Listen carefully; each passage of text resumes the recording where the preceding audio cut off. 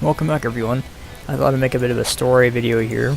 I've not talked about this kind of thing before from time to time, but thrift stores quite often. There's one local I like to go to, and as I try to remember how to play Duke Nukem here. And yeah, so I have run into a lot of funny things and interesting things, and this is a short story, but basically one time I went into the thrift store. It's one I frequent quite a bit, and they had a fat PlayStation there, a fat PS2 there, and I'm looking at it, and she's like, "Oh, how about 20 bucks for it?" And I'm like, I don't know, because looking at it, the tray looked kind of messed up on it, looked kind of ugly, and I wasn't sure if it would even work. I mean, with these old systems like the fat PlayStation, the Xbox, they typically have DVD drive problems, and so you're allowed to plug things in at the store and test it real quick to the best of your abilities anyway. And so I got it out. I found a cord for it. I plugged it in, and sure enough, the tray would come out just a little bit, but it wouldn't come out a lot. So the only way to get the tray out was to kind of pull on it a little bit, tug it a little bit, because otherwise it got stuck real easily. And I was like, it's like I don't really have an interest in this. I don't need another fat PlayStation, and especially for 20 bucks not working, I really don't want to deal with it. And I'm pretty sure the starting price is like $20, but she's like, "Oh, how about $10? I'm like, "No, I'm really not interested." She's like, "How about $5? I'm like, "Not really, no." And she's like, okay, how about $3? And I'm like, "For $3?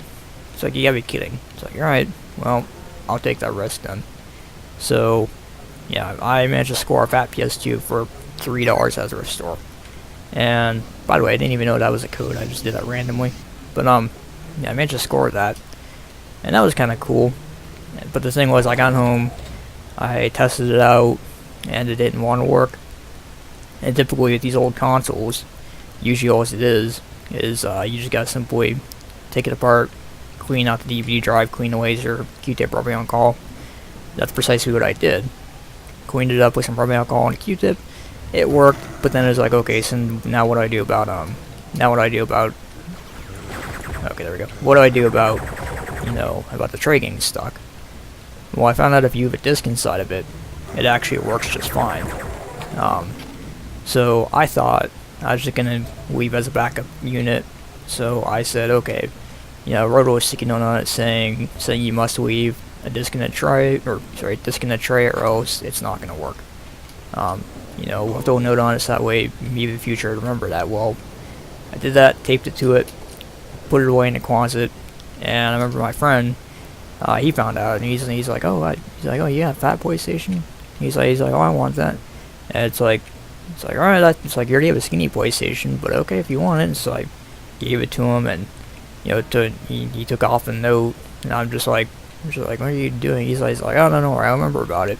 He's like, I'll remember if that's a problem. I'll remember leave a disc in there. I always do it anyway. It's like, alright, don't call me and complain because your fucking game got stuck in your tray. Now, now you gotta, rip the tray open to do that, because I'm sure I could fix the tray if I really wanted to, but I'm not 100% certain how to do that. I mean, the only thing close to that I've done was once. I remember once with my original Xbox, I tried to go ahead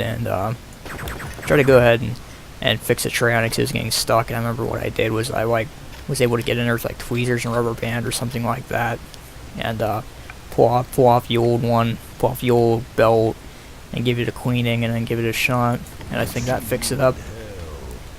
So I mean, it's one of those things where I thought it was pretty entertaining, and it was a cool story. And at the end of the day, my friend got a PS2 he wanted, and it just goes to show sometimes with thrift store items, I mean, sometimes the people just want to get rid of it, and I mean, like I said, for $20, no way. For why do I keep? Sorry, I'm trying. I don't know what I'm doing with. There we go.